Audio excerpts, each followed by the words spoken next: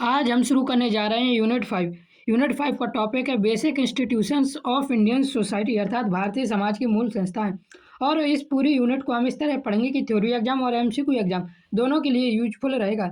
इस यूनिट में हम भारतीय समाज की 5 प्रमुख सामाजिक संस्थाओं को समझेंगे। सबसे पहले समझेंगे कास्ट जाति बारे में, फिर समझेंगे मैरिज विवाह के बारे में, रिलीजन धर्म के बारे में, क्लास अर्थात सामाजिक वर्ग, और जॉइंट फैमिली संयुक्त परिवार के बारे में। तो ये सभी संस्था भारत समाज की मूल संरचना को बनाती हैं, इसलिए समाजशास्त्र में इनका अध्ययन बहुत महत्वपूर्ण माना जाता है। तो चलिए शुरू करते हैं आज का टॉपिक। देखिए, प्रस्ताव सामाजिक संस्था क्या होती है।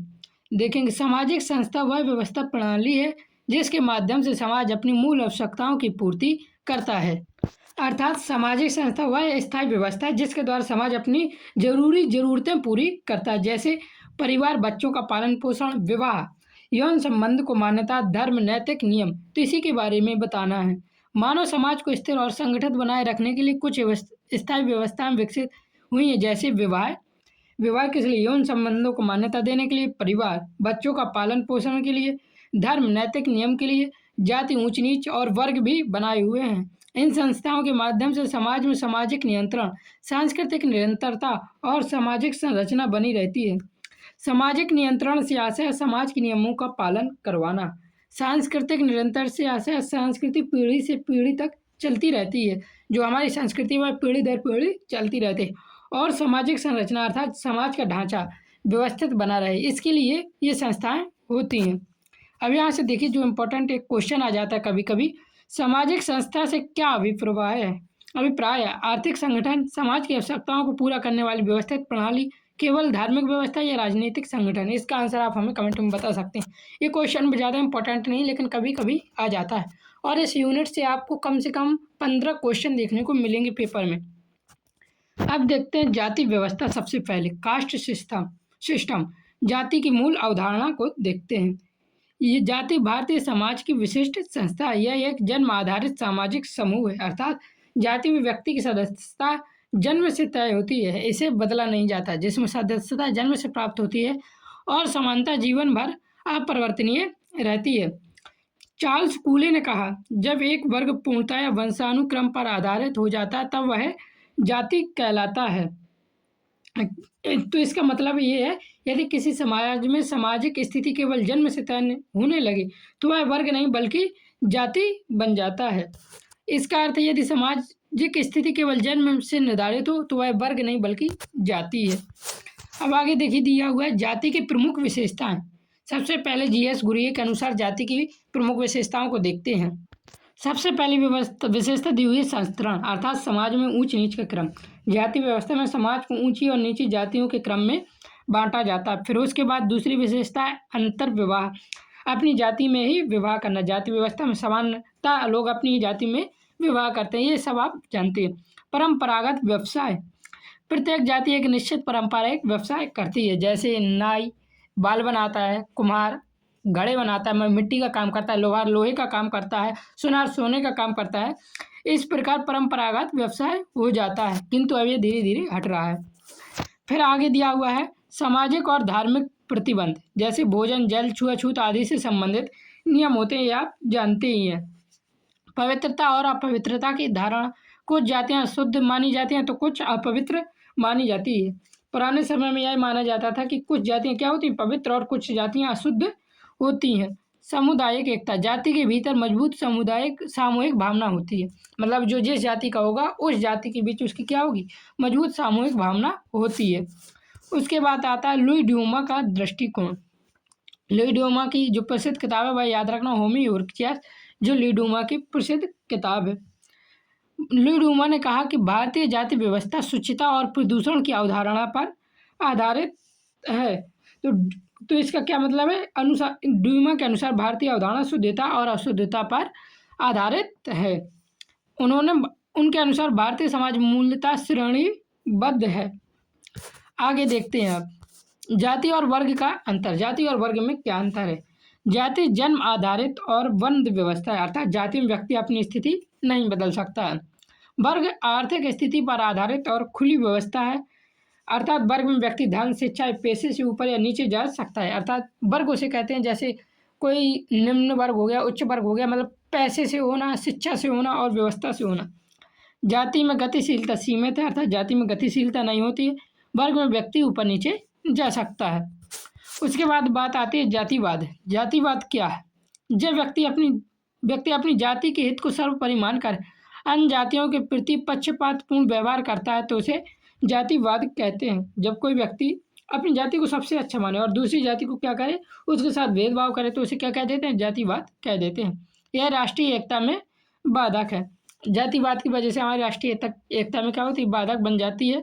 किंतु ये जब हमारे देश में आज़ादी 15 अगस्त 26 जनवरी को ये एकता दिखाई हुई देती है। यहाँ से देखिए, जाति से सबसे इम्पोर्टेंट क्वेश्चन, ये इम्पोर्टेंट क्वेश्चन छोड़ना नहीं, बहुत ही इम्पोर्टेंट है। जब एक वर्ग पूर्णतः वंशानुक्रम पर आधारित हो जाता है तब वह जाति कहलाता है। यह कथन किसका है? इसका सही आंसर कमेंट में जरूर बताएं। मर्डॉक का है, कूले का है, दुर्खिम का है या वेबर का है? फिर अगला सबसे इम्पोर्टेंट जो यहाँ से पूछा जाता है, जाति की 6 विशेषताएं किस विद्वान ने बताई हैं? ये आगे हम पढ़ेंगे, अभी इस क्वेश्चन का आंसर आप हमको कमेंट में ना करें। अपनी ही जाति में विवाह करने की प्रथा को क्या कहते हैं? तो इसका आंसर भी कमेंट में बताओ, बहुत ही ज़्यादा बार पूछे जाने वाली ये प्रश्न है। फिर दिया हुआ जाति और वर्ग में मुख्य अंतर क्या है? दोनों समान है। जाति जन्म आधारित है, वर्ग जन्म आधारित है, वर्ग बंद व्यवस्था है। इसमें मुख्य अंतर क्या है ये बताना है। इंपॉर्टेंट क्वेश्चन है ये सारे। जब व्यक्ति अपनी जाति के हित को सर्वोपरि मानता है तो उसे क्या कहते हैं? जातिवाद कहते हैं। ये पता है आप सभी को, और सभी के आंसर आपको कमेंट करने हैं ताकि आपको याद बनी रहे। अब बात आती है विवाह। विवाह की अवधारणा। विवाह वह सामाजिक संस्था है जिसके माध्यम से स्त्री और पुरुषों के बीच यौन संबंध को सामाजिक और कानूनी मान्यता प्राप्त होती है। अर्थात विवाह वह व्यवस्था है जिसमें पुरुष और स्त्री के संबंध को समाज और कानून दोनों स्वीकार करते हैं। विवाह केवल व्यक्तिगत संबंध नहीं बल्कि सामाजिक व्यवस्था का आधार है। अब आगे देखिए दिया हुआ विवाह के उद्देश्य। मर्डॉक के अनुसार विवाह के 3 प्रमुख उद्देश्य हैं। पहला है यौन संतुष्टि, अर्थात यौन संबंधों को सामाजिक स्वीकृति और कानूनी स्वीकृति मिल जाना। आर्थिक सहयोग, पति पत्नी मिलकर जीवन चलाते हैं, ये आर्थिक सहयोग हो गया। और संतान उत्पत्ति और समाजीकरण, अर्थात बच्चे का जन्म और पालन पोषण करना। विवाह के ये 3 उद्देश्य हैं: यौन संतुष्टि, आर्थिक सहयोग, संतान उत्पत्ति एवं सामाजीकरण। मजूमदार एवं मदान के अनुसार देखिए, गृह स्थापना है मुख्य उद्देश्य विवाह का। फिर लैंगिक संबंधों का नियमन, यही यौन संतुष्टि है। प्रजनन और पालन पोषण, वही संतान उत्पत्ति और समाजीकरण। यानी दोनों एक ही चीज़ें हैं, बस इन्होंने अपने अपने तरीके से दी हुई हैं। फिर यहाँ दिया हुआ विवाह के प्रकार, यहाँ से क्वेश्चन भी पूछ लिए जाते हैं। एक विवाह, एक पुरुष और एक स्त्री का विवाह क्या कहलाता है? तो एक विवाह। ऐसे क्वेश्चन भी पूछ लिया। एक पुरुष की अनेक पत्नियां क्या कहलाता है? तो बहुपत्नी विवाह। बहुपति विवाह क्या है? एक स्त्री की अनेक पति, बहुपति विवाह कहलाता है। ये क्वेश्चन पूछ लिए जाते हैं, एक बार देख लेना जरूर। फिर आता है समूह विवाह। पुरुष और स्त्रियों के समूह का विवाह समूह विवाह कहलाता है। अब देखते हैं यहाँ से हिंदू विवाह, मुस्लिम विवाह के बारे में। हिंदुओं में विवाह एक धार्मिक संस्कार माना जाता है। हिंदुओं में क्या माना जाता है? विवाह को एक धार्मिक संस्कार माना जाता है। हिंदू विवाह अधिनियम 1955 ने कानूनी रूप से इसे स्वीकार किया था। तो देखिए, ये पूछ लिया था किस अधिनियम में हिंदू विवाह को कानूनी रूप दिया गया? तो याद रखना, अधिनियम 1955 ने। बात आती है मुस्लिम विवाह। मुस्लिम विवाह निकाय एक कानूनी संविदा है। इस्लाम में विवाह धार्मिक संस्कार नहीं, जैसे हिंदू विवाह में धार्मिक संस्कार है, मुस्लिम विवाह धार्मिक संस्कार नहीं बल्कि कानूनी कॉन्ट्रैक्ट होता है। आपने कॉन्ट्रैक्ट नाम सुना होगा। फिर यहाँ पे इन्हें मेहर दिया जाता है। मेहर वह धनराशि जो पति द्वारा पत्नी को दी जाती है। तो मेहर वह राशि संपत्ति जो पति विवाह के समय पत्नी को देता है। तलाक की व्यवस्था भी यहाँ पे मान्य है मुस्लिम विवाह में। अब आगे देखते हैं ईसाई विवाह। ईसाई धर्म में विवाह में पवित्र बंधन माना जाता है। तो ईसाई धर्म में विवाह क्या माना जाता है? पवित्र बंधन माना जाता है। और हिंदू विवाह में क्या माना जाता है? धार्मिक संस्कार माना जाता है। मुस्लिम विवाह एक कानूनी कॉन्ट्रैक्ट है, कानूनी संविदा है। अब यहाँ से देखिए, सबसे ज़्यादा क्वेश्चन जो पूछे जाते हैं वह विवाह के 3 मुख्य उद्देश्य किसने बताए थे? वेबर ने, मर्डॉक ने, मार्क्स ने या मर्टन ने? इसका सही आंसर कमेंट में ज़रूर बताएं। फिर दिया हुआ है एक पुरुष और एक स्त्री के विवाह को क्या कहते हैं? मैंने कहा था ये देख लेना। तो एक विवाह कहते हैं, ये तो सबको ही बता देगा, कॉमन सेंस का आंसर है। मुस्लिम विवाह को क्या माना जाता है? धार्मिक संस्कार, सामाजिक अनुबंधन, कानूनी संविदा या पारिवारिक परंपरा? ये क्वेश्चन भी कई बार पूछा गया है। सबसे ज़्यादा बार ये वाला क्वेश्चन पूछा जाता है, हिंदू विवाह अधिनियम कब लागू हुआ? 1950, 1952, 1955 या 1960 में। तो इस क्वेश्चन को जरूर याद करके जाना। फिर देखिए दिया हुआ परिवार। अब फैमिली क्या है? परिवार की परिभाषा। मार्डॉक ने परिवार को क्या माना? सार्वभौमिक संस्था कहा है। मार्डॉक के अनुसार परिवार हर समाज में पाया जाता है, इसलिए इसे क्या कहा गया?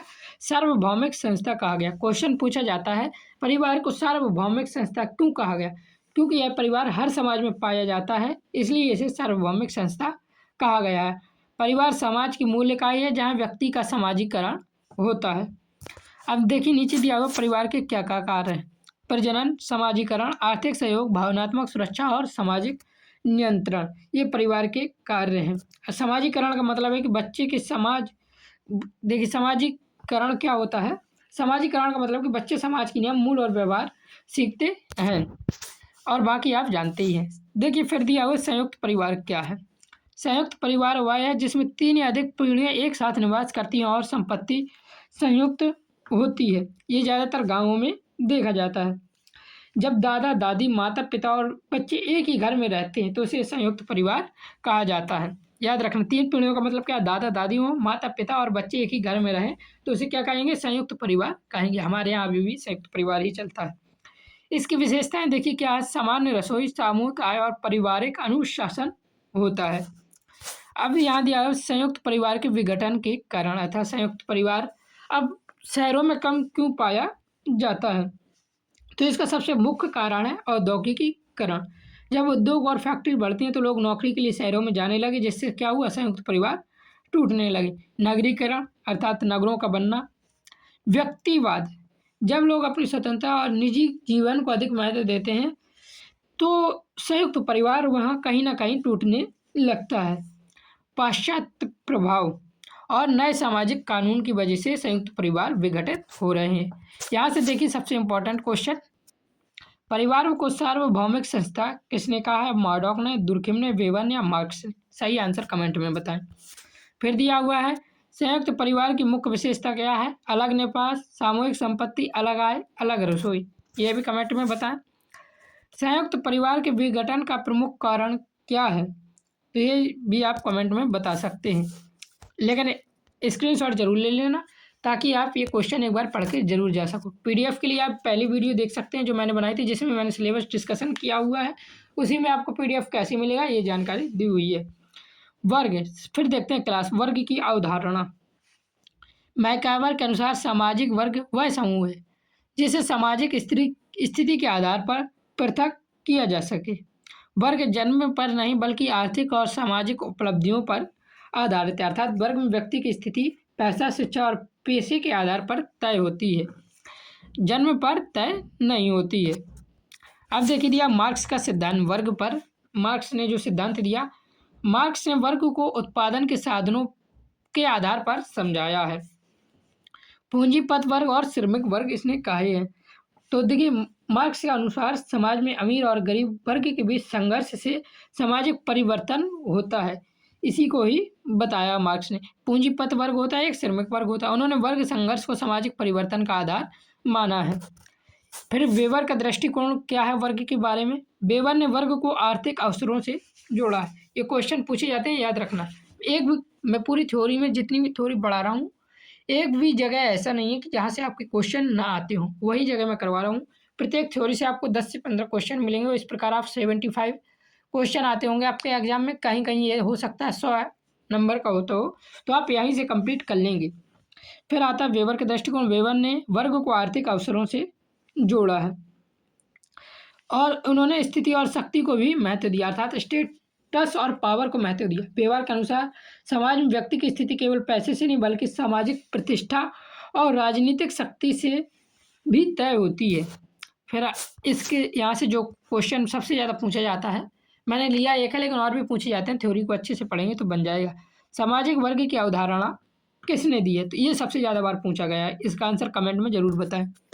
जो क्वेश्चन मैं कह दूँ उसे बिल्कुल छोड़ मत देना, नहीं तो आपका एग्जाम में 1 नंबर कटा समझ लो। फिर दिया हुआ धर्म, रिलीजन, धर्म की परिभाषा। धर्म आखिर है क्या? दुर्खिम के अनुसार, किसके अनुसार याद रखना है? दुर्खिम के अनुसार धर्म पवित्र वस्तुओं से संबंधित विश्वासों और आचरण की एक संगठित प्रणाली, अर्थात दुर्कहेम के अनुसार धर्म वह व्यवस्था है जिसमें लोग पवित्र चीज़ों से जुड़े विश्वासों और नियमों का पालन करते हैं। टायलर ने धर्म को आत्मा में विश्वास बताया। किसने बताया? टायलर ने धर्म को आत्मा में विश्वास बताया। अर्थात टायलर के अनुसार धर्म का मूल आधार आत्मा या अलौकिक शक्तियों में विश्वास रखना है। अब देखिए यहाँ दिया धर्म के क्या कार्य हैं। धर्म के कार्य हैं सामाजिक एकता, समाज में एकता बनाए रखना, ये धर्म का कार्य है। नैतिक नियंत्रण, समाज में नैतिकता बनाए रखना। एक दूसरे का सम्मान करना सिखाना, ये हमारे धर्म के कार्य है। मानसिक संतुलन, जब कोई व्यक्ति मानसिक रूप से, आजकल आपने डिप्रेशन, स्ट्रेस सुना होगा, तो धर्म से जुड़ने पर एक क्या होता है, पॉजिटिव शक्ति आती है। सामाजिक व्यवस्था को बनाए रखने का भी कार्य करता है धर्म। आजकल लोगों ने धर्म को धंधा बना रखा है, वो एक अलग बात है। लेकिन धर्म के कार्य सामाजिक एकता है, समाज को जोड़ना है, तोड़ना नहीं है, जो कि आज के बाबा करते हैं, तोड़ना समाज को।